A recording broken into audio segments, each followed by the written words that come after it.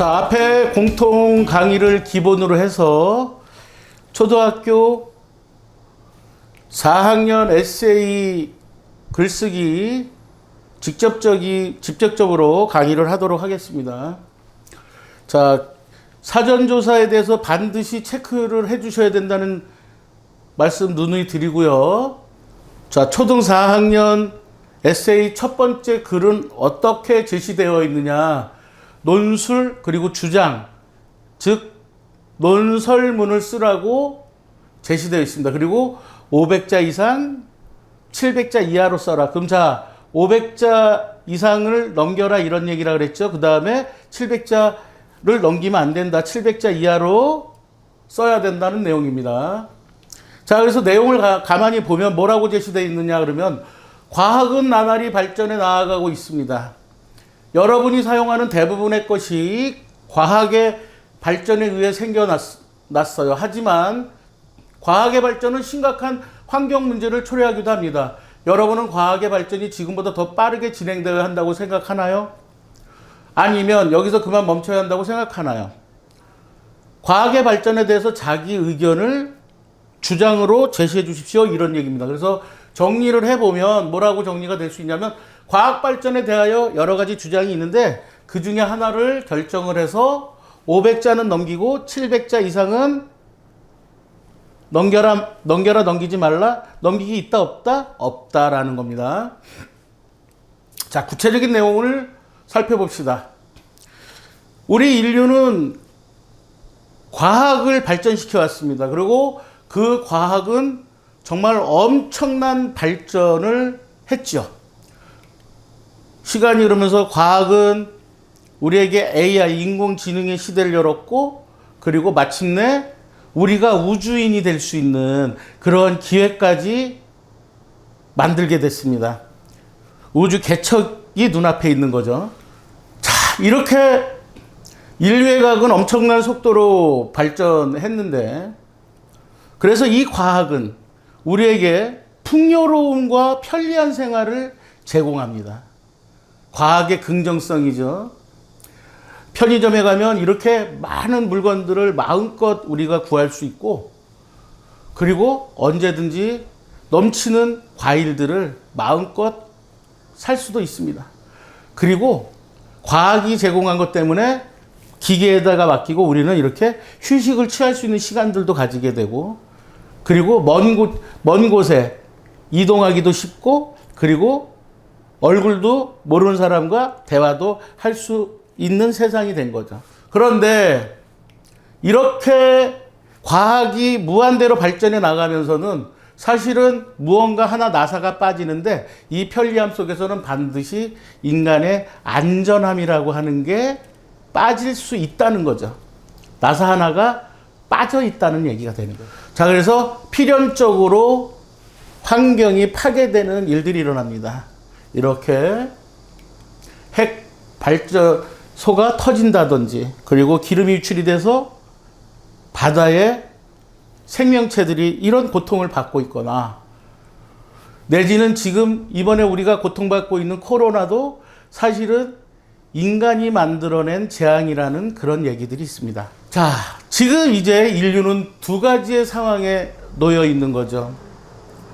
더 빠른 발전을 통해서 이러한 문제들을 해결할 것이냐, 아니면 계속 진행하는 것은 그동안 과학을 발전시켜 봤는데 자연을 이길 수 없다라는 한계에 부닥쳤으니 더 이상 계속 진행하면 위험한 일이 될 것이다라는 입장으로 양립할 수 있죠. 이렇게 여러 가지의 생각들이 공존하고 있습니다.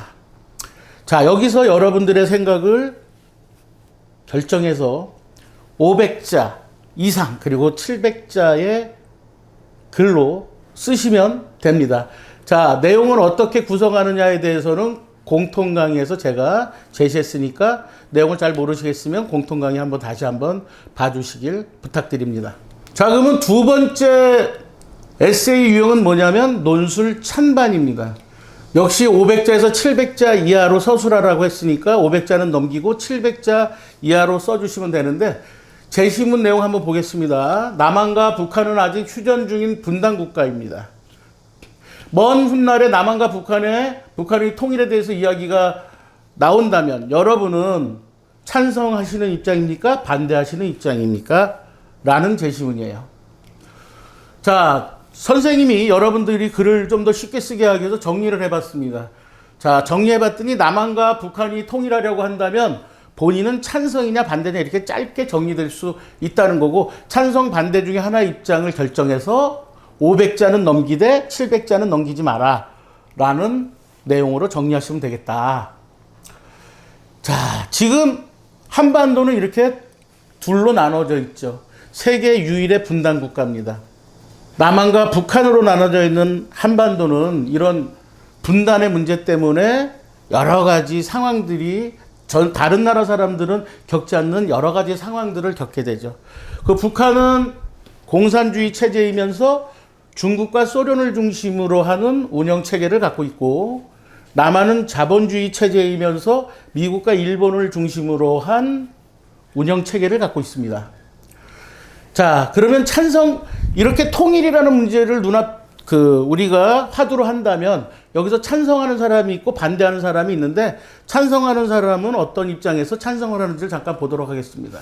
찬성하는 사람들은요, 우리는 같은 뿌리 한민족이라는 거예요. 그리고 실향민들이 아직도 남아있고 그 실향민들의 아픔을 어떻게든지 해결해야 된다. 그래서 우리가 민족 공동체로서의 모습을 다시 되찾아야 된다. 그러면 강력한 강대국이 될 수 있을 것이다 라고 주장하는 겁니다. 바로 이산가족의 모습이죠. 얼마나 안타까운 모습입니까? 바로 이러한 아픔을 해결해야 된다는 것이고요. 두 번째 입장은 뭐냐면 바로 북한이 가지고 있는 광물 자원입니다. 지금 여기에서 보시면 엄청난 광물들이 있습니다. 그 중에서도 노랗게 보이는 게 금이고, 그 다음에 마그네사이트 같은 경우 이런 것들은 엄청난 부가가치의 광물들이라고 합니다. 북한의 매장량과 그 가치를 제시한 자료입니다. 자, 두 번째 주장은 그러니까 대한민국이 부족한 광업을 북한하고 통일을 하면 얻을 수가 있게 되고, 그래서 우리는 서비스업을 제공해서 서로 경제적 시너지가 생길 것이니까 통일을 해야 된다는 거죠. 자, 세 번째 입장은 뭐냐면요. 지금 우리가 북한하고 대치되어 있으면서 국방비가 엄청나게 많이 책정되어 있는데, 그러한 것들을 우리 경제 쪽으로 돌릴 수 있지 않겠느냐. 국방비가 52조 8,400억이나 되는데 그러한 것들을 현격히 줄일 수 있고, 그리고 이제 그동안 징병제에서 군대 가기 싫었던 사람들도 있었는데 가고자 하는 사람들만 가는 모병제로 바뀔 수 있고, 그리고 우리가 통일이 된다면 동북아의 긴장이 완화돼서 세계 평화에 기여할 수 있는 기회가 되지 않겠느냐는 거죠. 자, 주한미군이 우리나라에 있음으로써 이렇게 방위분담금이 이렇게 계속 올라가고 있는 것을 보여주는 자료입니다. 자, 그러면 반대하는 사람들의 입장은 어떤 것일까? 자, 반대하는 사람들의 입장은요, 지금 남한하고 북한의 경제가 엄청난 차이를 가지고 있기 때문에 통일이 되면 그러한 경제적 차이를 극복하는 데 있어서 그 모든 부담은 남한이 가지게 될 것이라는 거죠. 어느 정도의 차이냐 그러면 여기서 하나만 눈여겨봐도 되는데, 1인당 소득을 보면 어느 정도의 차이가 나느냐, 20배 정도의 차이가 난다는 거죠. 이런 것들을 극복하기에는 대한민국이 너무 많은 책임을 지는 것이 되기 때문에 반대한다는 거고요. 또 반대하는 입장은 뭐냐면 각각 상이한, 그러니까 전혀 다른 체제에 있던 사람들이 억지로 결합을 하고 통일을 하게 되면 거기에 적응하지 못한 사람들이 나오게 되고, 그들은 바로 사회에서 밀려나면서 폭력 집단이 될 수 있는 그러한 상황이 될 것이다. 그래서 미립국자, 불법 체류자가 증가할 수밖에 없다. 요거 영어의 한 부분이죠. 예. 자, 그 다음에 반대하는 사람들의 세 번째 입장은, 찬성하는 사람들이 동북아 평화에 기여한다고 얘기하지만 실제로는 또 다른 긴장의 상태가 발생을 할 것이고, 그리고 그것은 세계 3차 대전으로 이어질 수도 있다라는 불안감이 존재한다는 거죠. 자, 즉 그동안 북한은 소련과 중국을, 그리고 남한은 미국과 일본을 중심으로 하고 있는데 이들의 이해가 더 다른 현상으로 나타나면서 우리가 감당하지 못할 수도 있는 상황이 나올 것이다 라는 거예요. 자, 이러한 상황에 대해서 여러분들은 통일에 대해서 어떻게 생각하는지에 대한 글을 쓰라는 조건을 제시를 받았습니다. 여러분들은 지금 찬성과 반대 중에서 과연 어떠한 입장입니까? 그러한 입장을 둘 중에 하나, 찬성과 반대의 입장을 정해서 여러분들의 생각을 결정하고 500자 이상 그리고 700자를 넘기지 마시고 글을 써주시면 됩니다. 자, 세 번째 초등학교 4학년에 제시되는 에세이는 어떤 내용이냐? 바로 수필 그리고 설명글이라고 제시됐습니다. 자, 수필 그러니까 어떻게 하자고요? 자유롭다라고 하는 것을 생각해라. 그런데 설명글은 내가 생활 속에서 깨달은 것을 남들이 쉽게 이해할 수 있게 써서 그들도 내가 느꼈던 그 깨달음을 같이 느낄 수 있도록 해줘서 좋은 사회를 만들어가자. 이러한 글을 쓰라는 거죠. 자, 조건은 뭡니까? 400자에서 600자 이하, 400자 이상 600자 이하입니다. 자, 내용을 보도록 하겠습니다. 대중교통을 탔을 때 노약자분들께 자리를 양보한 적이 있으신가요? 예절의 기준은 정말 다양합니다. 여러분이 생각하는 예절의 기준에 대해서 설명해 주세요 라는 거죠. 여러분들이 여러 가지 예절에 대한 경험을 했을 건데 그러한 거기에서 기준을 도출시키고 바로 이러한 기준들이 사회를 행복하게 만들 수 있다라고 하는 것들로 써달라는 얘기예요. 자, 그래서 선생님이 여러분들에게 도움을 주려고 정리해봤습니다. 자, 예절의 종류는 많다. 그리고 그 기준도 다양하다. 본인이 생각하는 예절의 기준은 무엇인지 여러 가지의 경험들 속에서 그것을 뽑아서 도출시켜서 그 내용들을 남들에게 알기 쉽게 써줬으면 좋겠다라는 겁니다. 600자는 넘게 하고 400자는 넘게 하고 600자는 넘기지 말아라 라는 얘기죠. 자, 지금 보시면 우리가 지하철에서 많이 흔하게 요즘에 보는 거죠. 저렇게 분홍색이 표시된 자리는 임산부의 자리고요. 그리고 어르신들이 앉을 수 있도록 배려하는 거, 바로 이게 대중교통 이용의 예절이죠. 그리고 우리가 매너라 그러고 에티켓이라 그러는 겁니다. 자, 우리가 예절이라 그러는 것은 이렇게 대중교통에서만 있는 것이 아니라 바로 우리 식생활, 우리 밥 먹는 자리에서도 일어나죠.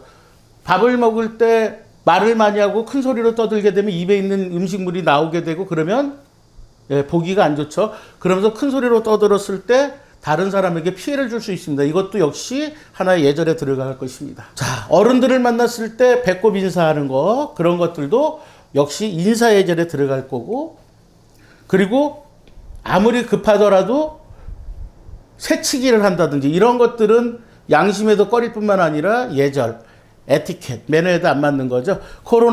코로나의 상황에서도 줄을 서는 이러한 모습이 아름다운 모습일 겁니다. 자, 그런데 우리는 이러한 많은 예절들을 경험합니다. 근데 거기에 반대적인 모습들도 있잖아요. 그렇죠? 사이버에서 행해지는 비매너적인 거. 사이버에서 지켜야 될 에티켓이 분명히 있는데 그런 것들이 지켜지지 않고 있죠. 또 내지는 우리가 공원이나 이런 데 갔을 때 개를 반려동물들을 데리고 나오는 이런 상황이었을 때 지켜야 될 예절도 있을 겁니다. 대중교통에서 큰 소리를 하는 거 역시 예절에 어긋난 모습이 될 거고, 그리고 코로나 시대 거리두기도 역시 예절의 한 모습이 될 겁니다. 자, 예절은 정말로 이렇게 보니까 굉장히 다양한 모습을 가지고 있군요. 우리가 예절, 에티켓이라고 하는 말에는 지금 여러 가지의 상황들 중에 공통적인 무엇인가가 숨어 있다고 보여집니다. 자, 여러분들이 이러한 경험들 속에서 기준을 도출시키시고 그것을 글로 써주시면 됩니다. 자유롭게 여러분의 생각을 400자 이상 600자 이하, 600자를 넘기지 않는 선에서 짧은 글로 써주시면 좋은 에세이 글이 만들어지게 될 것입니다.